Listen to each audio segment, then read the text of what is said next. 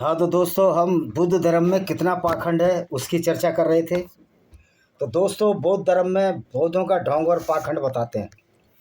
बौद्ध धर्म इसमें विश्वास करता है कि कोई परमात्मा नहीं है, कोई भगवान नहीं है। तो फिर परमात्मा नहीं है तो आत्मा भी नहीं है, नहीं है ना। तो ये क्या करता है, बौद्ध धर्म एक पाखंडी धर्म है। आत्मा और परमात्मा को नहीं मानते, फिर भी न जाने किसकी तपस्या और साधना में मगन रहते हैं। भाई, किसकी साधना कर रहे हो तुम? ना आत्मा है ना परमात्मा है। और जो मन शुद्ध होता है, मन आत्म चिंतन से शुद्ध होता है, तो आप योग और ध्यान करते हो तो बिना आत्मा पुनर्जन्म भी करवा देते हो। और बौद्ध धर्म में इट इज ए स्टुपिडिटी, पुनर्जन्म है। यानी कि एक व्यक्ति जो मर गया, जो नष्ट हो गया, वो दोबारा जीवित हो जाएगा। तो जो शरीर एक बार खत्म हो गया, ये आइंस्टीन थ्योरी है कि जो एक बार उसका दूसरे रूप में परिवर्तन हो गया, एनर्जी खत्म नहीं हुई दुनिया की, लेकिन वो शरीर खत्म हो गया। वो उसमें जो भी तत्व थे, कैल्शियम, मैग्नीशियम, आयरन होता है हमारे शरीर में, एक किल बनती है, तो फिर वो दूसरे उसमें चला गया। तो शरीर तो आया ही नहीं, फिर पुनर्जन्म कैसे हो जाएगा? और पुनर्जन्म तो जब होगा जब आत्मा होगी, शरीर तो नष्ट हो गया। ऐसे इस्लाम में मुंह रखता है कि पूरे मुर्दे जी उठेंगे। तो भाई फिर एक बात बताओ, ये शरीर पुनर्जन्म मानते नहीं हो, पुनर्जन्म क्यों मानते हो जब आत्मा परमात्मा को नहीं मानते? और वैसे भी कोई पुनर्जन्म नहीं होता। वैज्ञानिक दृष्टि से देखें तो मैं इस बात पर कतई विश्वास नहीं करता, ना कोई करेगा। आत्माओं का कुछ कुछ लोगों ने कहा मैं पिछले जन्म में ये था, कुछ पुनरावृत्ति हुई है, कुछ लोगों ने प्रूफ दिए हैं। तो वो मैं ये नहीं कह रहा संदेहास्पद है, लेकिन अगर कुछ लोगों ने कहा कि मैं पिछले जन्म में यहाँ था या मेरा चोट का निशान है, तो ये हेलोजन कहते हैं, इसको भ्रम की अवस्था है। तो भाई एक दिन में ज्ञान प्राप्त कर लेते हैं, दुख का कारण खोजने में दुखी रहते हैं। संसार दुख का कारण है, उसे छोड़ दो बोलकर आत्महत्या को बढ़ावा देते हैं। इस जीवन से इतना डरे हुए कि दूसरा जन्म नहीं चाहते। यहाँ तक भी बौद्ध भिक्षु किस अंधविश्वास में अपना प्राण त्यागता है। तो दोस्तों, ब्राह्मण कर्मकांडों के विरोधी हैं, खुद उलझुल कर्मकांड करते हैं। सनातन वैदिक धर्म के कर्मकांड के विरोधी हैं। कर्मकांड फिर सिर मुड़वा लेते हैं, भिक्षा मांगते हैं, फिर पहिए घुमाते हैं। आप देखो ना, पहिए घुमाते हैं। तो भाई जब आप पहिए घुमा रहे हो, ये भी पाखंड है।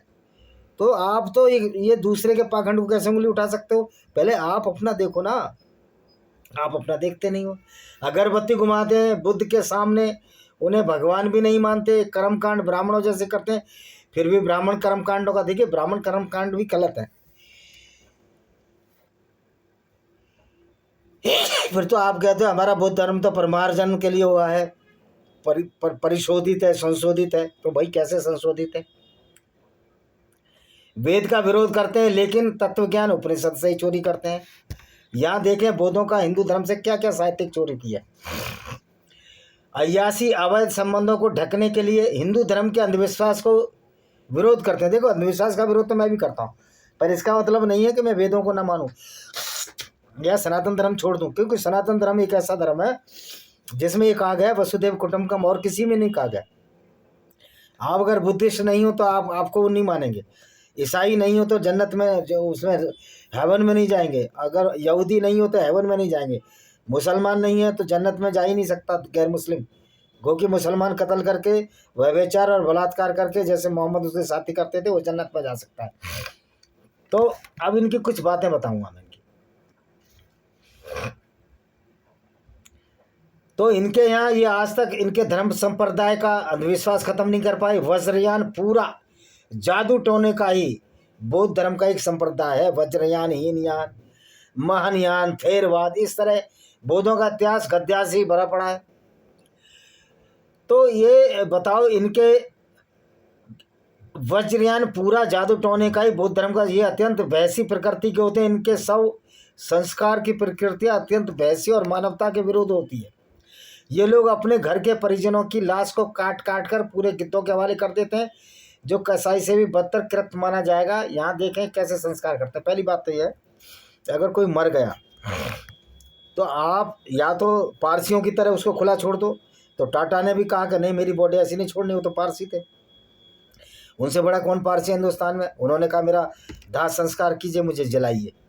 कि कोई भी व्यक्ति नहीं चाहता जिसमें विवेक है उसका शरीर खराब हो। तो अय्यासी, अच्छा जी, अय्यासी अवैध संबंधों को ढकने के लिए कैसी बात उड़ाकर रखें। देखें, शीलावती बोध भिक्षुणी की डोंडी पैर के अंगूठे से साक्य देख देवलोक से आकर छू देते हैं। उसकी डोंडी छू देते हैं तो बच्चा पैदा हो जाता है, यानी कि उसका फेलोपियन ट्यूब को छू देते हैं।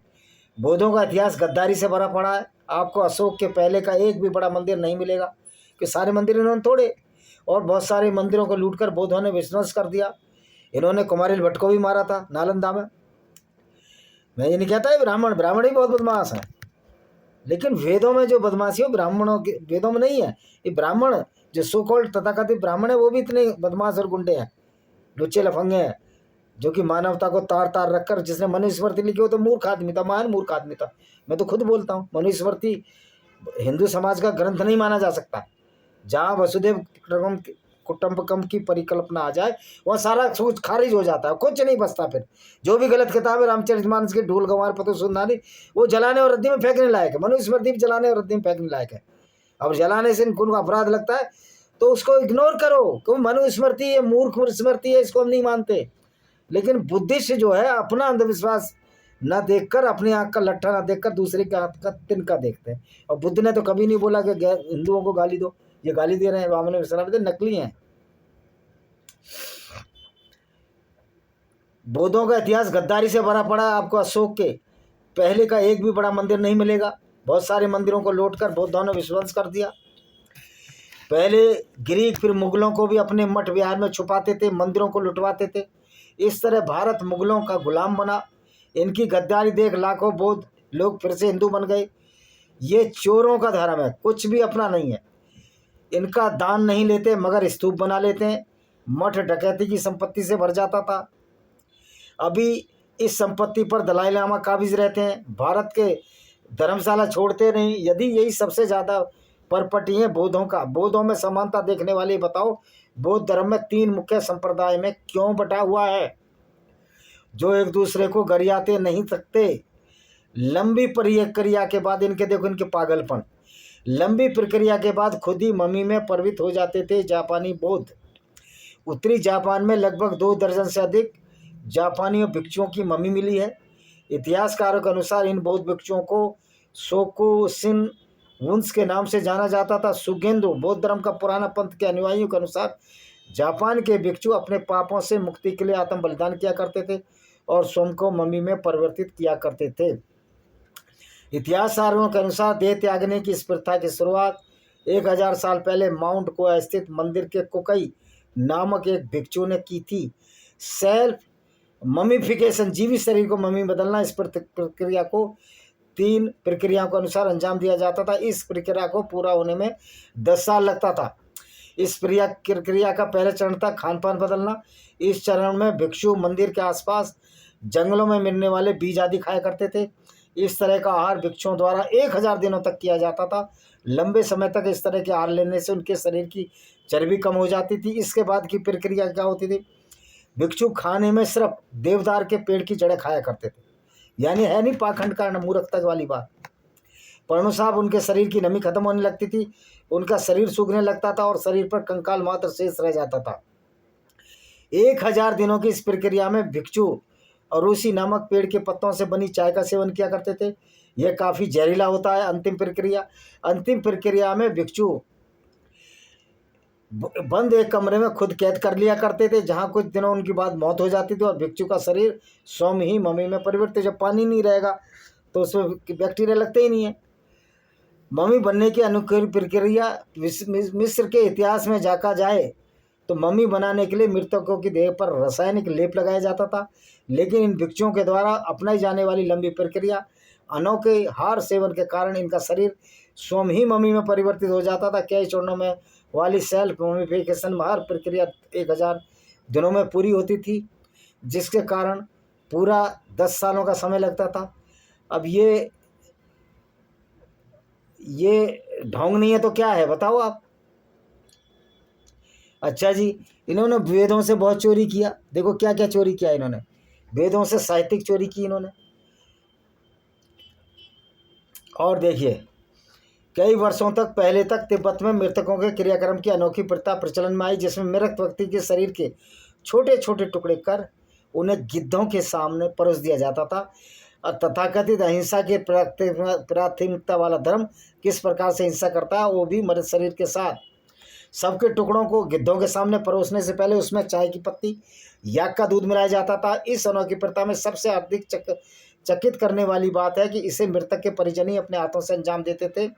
इस अनोखे प्रचलन में कई बार शवों के टुकड़ों को बिना किसी पारंपरिक प्रक्रिया के पक्षियों के सामने डाल दिया जाता था। कई बार गिद्धों द्वारा शवों के टुकड़ों का मांस खा लिया जाता था, हड्डी छोड़ दी जाती थी, जिसके बाद मृतक के परिजन उन हड्डियों को हथौड़े से कूटकर दोबारा कौवों और बाज को खिलाते थे। 1960 के दशक में चीन की कम्युनिस्ट सरकार द्वारा इस प्रथा पर रोक लगा दी गई, लेकिन अभी भी ये चलती है। अब ये बताओ, बुद्ध का प्रमाण सिर्फ अशोक के स्तंभ और उसके ग्रंथों में मिलते हैं। सिर्फ एक प्रमाण से ये नहीं हो जाता कि बुद्ध पूरा का पूरा कंसेप्ट महावीर स्वामी से लिया गया है। ये पूरा का पूरा जो बुद्ध का कंसेप्ट है जैन धर्म से लिया गया है। महावीर स्वामी का जन्म बुद्ध से पहले का है। अंगुलीमाल की कहानी भगवान वाल्मीकि जी की कहानी से मिलती है। महावीर स्वामी के पिता का नाम सिद्धार्थ, तो बुद्ध का नाम सिद्धार्थ। महावीर स्वामी इक्ष्वाकु वंश, बुद्ध भी इक्ष्वाकु वंश। महावीर स्वामी ने शादी के बाद राज त्याग करके संन्यास लिया, बुद्ध ने भी शादी के बाद राज त्याग करके संन्यास लिया। महावीर स्वामी की पत्नी का नाम यशोधरा, बुद्ध की पत्नी का नाम यशोधरा। महावीर स्वामी की एक संतान, बुद्ध की भी एक संतान। महावीर स्वामी की भविष्यवाणी हुई संत बनाने की, बुद्ध की भी भविष्यवाणी संत बनाने की। महावीर स्वामी की माता बचपन में गुजर गई, बुद्ध की माता भी बचपन में गुजर गई। महावीर स्वामी को एक कटोरा खीर खाई ज्ञान प्राप्त करने के लिए, बुद्ध ने भी एक कटोरा खीर खाई ज्ञान प्राप्त करने के लिए। महावीर स्वामी को पेड़ के नीचे ज्ञान प्राप्त हुआ जो नदी किनारे था, बुद्ध को भी एक पेड़ के नीचे ज्ञान हुआ जो नदी किनारे था। महावीर स्वामी बिम्सार के बाग में ठहरे तो बुद्ध भी बिम्सार के बाग में ठहरे। महावीर स्वामी का एक शिष्य अग्निहोत्र ब्राह्मण था तो बुद्ध का भी शिष्य भी अग्निहोत्र ब्राह्मण था। महावीर स्वामी को सांप ने काटा दूध निकला तो बुद्ध को भी सांप ने काटा दूध निकाला। एक किस्सा आता है कि जैन इतिहास में चंद्रवती नाम की स्त्री ने मेघावती साध्वी को इसलिए डांटा कि पूरी रात महावीर के संग में रही। और वहीं ललित विस्तार बुद्ध ग्रंथ के अनुसार चंद्रवती नाम की स्त्री ने मंगावती को इसलिए डांटा कि सारी रात बुद्ध के संग में रही। महावीर स्वामी के बाल घुंघराले, बुद्ध के भी बाल घुंघराले। जैन धर्म का मुख्य ग्रंथ वीरतना, बुद्ध धर्म का यंत्र त्रिपिटक। महावीर स्वामी का कार्य क्षेत्र मगध, बुद्ध का भी कार्य क्षेत्र मगध। जैन धर्म प्रचारक भिक्षुक, बुद्ध धर्म प्रचारक भिक्षुक। महावीर स्वामी जी को भगवान पहना दो बुद्ध ही बन जाएंगे। हनुमान जी सबसे पहले उड़कर लंका आए। बुद्ध ग्रंथ महावंश और दीप वंश के मुताबिक बुद्ध भी उड़कर श्रीलंका गए थे ज्ञान बांटने। इन्होंने भी जैन धर्म का एक भी चक्र नहीं छोड़ा, जिसे धर्म चक्र बना दिया। इतने सारे और कोई इत्तेफाक नहीं हो सकता। एक मैग्निस को जो यूनानी यात्री था, भारत में 15 साल चंद्रगुप्त मौर्य के शासनकाल में रहा। उसकी बुक इंडस या इंडिका में भारत के जलवायु, प्रकार के वर्ग, नदियाँ, हवन, यहाँ तक कि छोटे छोटे जीव जंतु का उल्लेख है। उस विश्वविख्यात बुद्ध का कोई उल्लेख नहीं। भारत के पुरातत्व विज्ञान ने गौतम बुद्ध का कोई भी जन्म पुरातत्व प्रमाण नहीं देता है। और जो बुद्ध के जन्म का बुद्ध ग्रंथ जो प्रमाण मिलता है वो भी चीन, थाईलैंड, श्रीलंका और भारत के अलग अलग हैं। भाई ये रचना कपटी ब्राह्मणों, नकली बौद्ध भिक्षुक और अशोक का किया हुआ है। और इस समय की मांग है कोई राजनीतिक कारण हो जैन धर्म के सामने नया धर्म लाने की जिद क्यों। अशोक चक्र के साथ 18,000 जैन मुनि का कत्ल हुआ। अशोक वंदना एक बार चिप गरीब व्यक्ति ने बुद्ध को महावीर स्वामी के सामने हाथ जोड़कर खड़े रहते हुए चित्र बनाया तो ये बात अशोक से सहन नहीं। अशोक ने उस चित्रकार को परिवार समेत जिंदा जला दिया। उस चित्रकार का नाम शंभुक था और इसी कारण भूतकाल में भारतीयों ने इसे भंतेवादी, पाखंड, पिटकवादी सोच और नकली बौद्ध धर्म को नकार दिया। तो ये है बौद्ध धर्म का असलीपन।